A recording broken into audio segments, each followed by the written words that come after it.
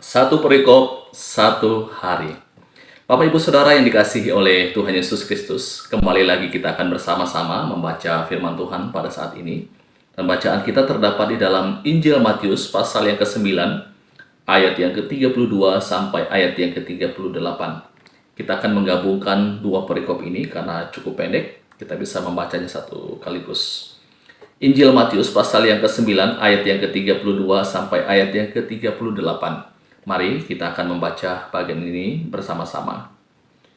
Seorang bisu disembuhkan. Sedang kedua orang buta itu keluar, dibawalah kepada Yesus seorang bisu yang kerasukan setan. Dan setelah setan itu diusir, dapatlah orang bisu itu berkata-kata. Maka heranlah orang banyak, katanya, yang demikian belum pernah dilihat orang di Israel. Tetapi orang Farisi berkata, dengan kuasa penghulu setan ia mengusir setan. Belas kasihan Yesus terhadap orang banyak. Demikianlah Yesus berkeliling ke semua kota dan desa. Ia mengajar dalam rumah-rumah ibadat dan memberitakan Injil kerajaan sorga serta melenyapkan segala penyakit dan kelemahan. Melihat orang banyak itu, tergeraklah hati Yesus oleh belas kasihan kepada mereka, karena mereka lelah dan terlantar seperti domba yang tidak bergembala. Maka katanya kepada murid-muridnya, "Tuayan memang banyak, tetapi pekerja sedikit. Karena itu, mintalah kepada Tuan yang empunya tuayan, supaya ia mengirimkan pekerja-pekerja untuk tuayan itu."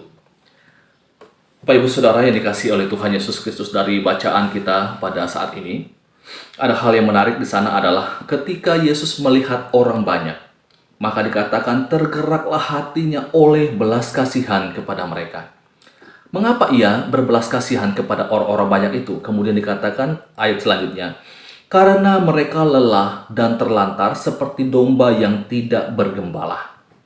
Karena mereka lelah dan terlantar.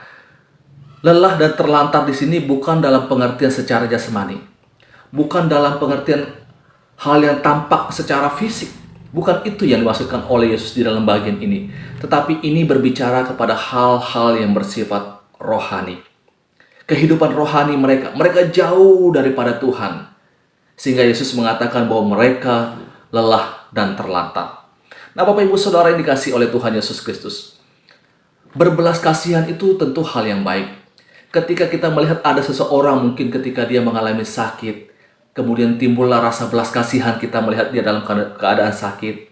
Atau mungkin ada orang kekurangan, kita muncullah belas kasihan kita untuk membantu mereka, menolong mereka dalam kondisi kekurangan. Atau hal-hal yang lain yang bersifat jasmani. Kita kemudian berbelas kasihan kepada orang-orang tersebut. Tentu ini tidak salah Bapak Ibu. Tetapi ada hal yang penting yang disampaikan oleh Yesus di dalam bagian ini. Satu pesan penting yang dibagikan oleh Yesus adalah ketika melihat orang-orang yang secara rohani, dalam pengertian orang-orang yang di luar Tuhan, orang-orang yang hidup tanpa Tuhan, adalah orang yang sangat-sangat membutuhkan belas kasihan daripada Tuhan. Jadi Bapak Ibu, bisa saja seseorang secara ekonomi, secara jasmani, secara materi, mungkin semuanya berkecukupan. Mungkin kita akan berpikir dia adalah orang yang tidak perlu dinyatakan belas kasihan.